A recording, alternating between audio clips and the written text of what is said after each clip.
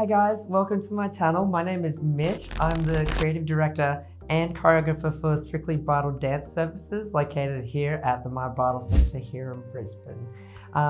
Today we're going to be introducing you to the channel and talking about lots of different things covering song choices all the way up to picking up choreography and the choreography itself. So if you're interested in the videos and want to support me, please click the link below, like and subscribe. That would really help me out, and sit back, enjoy, and if you can take anything away from these videos, awesome. So I think it's obvious to everybody that the most important thing to do with a wedding dance is to have your song. So today in particular, we're going to be talking about how to choose the right song, what to look for in choosing a song, and why you should choose your song. So as you can probably imagine, everybody thinks that everybody uses Ed Sheeran songs for their wedding dances. And I got to say, the amount of people I've had come in and tell me that, it's crazy. Like if I had $1, honestly. And I find that because everyone is worried that everyone uses it, no one uses Ed Sheeran songs. So would you believe no one actually uses them? I think I've had like one client that's used an Ed Sheeran song, and it was that Thinking Out Loud one. Great song, love Ed Sheeran, love his music and everything like that. But I think everyone's kind of like got this thing about not using him. So I've been very, very fortunate that when everyone comes in here, they do pick all these wide variety of different songs. And I think that's what makes your job hard sometimes when picking a song, is that there is so much variety out there. And that can be quite difficult. So hopefully after today's video, you'll be able to just narrow down what songs would work for you guys as a couple to have your most memorable first dance to. First and foremost, at the beginning of this process, I think it's very important to come up with a song that both you and your partner absolutely love, okay? Now, whether you have a backstory to it, there's a reason why, like is it the first song that you heard on your first date together? I mean, there's multiple reasons why you would pick a particular song, but it is very important that you both agree on that song, and that's something that you both feel is very, very important to you guys as a couple. That's why they call it like your song for your first dance. I mean, I've had a lot of clients come up to me and they tell me like, hey Mitch, like we were struggling to find out like what song to choose. Can you just choose one for us? Now, while I'm here to give guidance as to sort of like what would be key things in a song to look for to match a particular dance, I can definitely give advice on that. But I think when it comes down to the actual decision-making part of choosing a song, I feel that that's a very personal decision for you guys. So I really think that you shouldn't put that on anybody else other than yourselves. I know that's like a hard sort of truth, but I think it's one of those things that you'll look back on 100% and just really feel good about it, knowing that you've made that decision yourself without anybody else. And that just makes it yours even more. So I think avoid asking other people what you think you should do together, and consult each other more so on what you think the song reflects your personalities, reflects you and your relationship, how you met, anything like that. Keep it personal, because that's what makes every dance unique and different. Now, we've all been to those weddings where people have been sitting around and watching a first dance and have thought to themselves, oh God, when is this going to end? Jesus, Mary, and Joseph. Okay. Now, so I always recommend people to keep their routines, and any routine that I choreograph, I try to max it out at 2.5 minutes. I've found with all the weddings I've been to over time, and with the weddings that I've participated in terms of choreographing a first dance for a couple, I find that 2 to 2.5 minute mark is the sweet spot. It's a significant part of the night, length of time to really make that part of the night stand out, while at the same time not being too long in the tooth. Like it's nice, short and sweet, and it's leaving your friends and family wanting more, okay? Anything longer than 2.5 minutes, people start getting anxious. They're looking around, they're like, where's the cake? I want to go back to the bar. I just want to continue on with the night.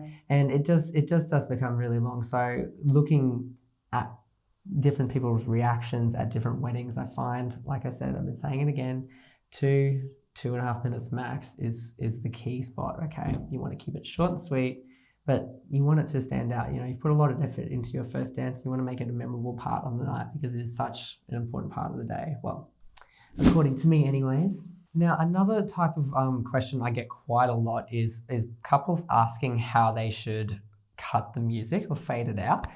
So generally, I find the most popular thing for couples to do is they do their dance, they get to that 2.5 minute mark, and they find that the song's stopping in like a really awkward part of the song. So like they could be halfway through like the second verse, or just coming up to the second chorus, and stopping it there just seems a bit awkward. So I've got some tips around working with that.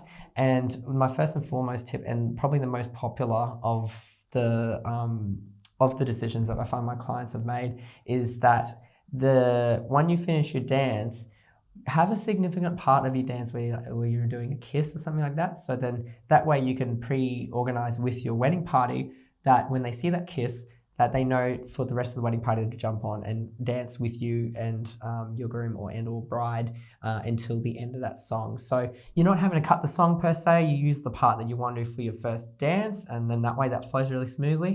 And then having the wedding party come on at the end, just to round out the song, I think is really nice, and it enables your party to have that moment on the dance floor with you guys on their own before everyone else just jumps in. So I think that's really, really cool. Obviously, another option that you guys can have, and this is probably a bit more complicated option, and that would be to find someone to cut the music for you. I know everyone might not have that option. Usually, if you've got a DJ organized, please reach out to them, and I'm sure they'll be more than happy to cut your wedding dance. Just give them and work out with the choreographer, work out what part of the song you need to move forward and or cut out. And then from there, just give them those time frames on there. So 0 to 31 seconds can be the intro part, and then you move 1 minute 22 forward to that point. It can be done so many different ways. So that's another option too, if you wanted to go down that track. Like I said, some people don't do that. Most people don't, but it's an option there if you wanted to, do that a little bit extra and put that little bit extra effort in. I mean, I'm sure people will appreciate that. I'm going to give you guys a big piece of advice, all right?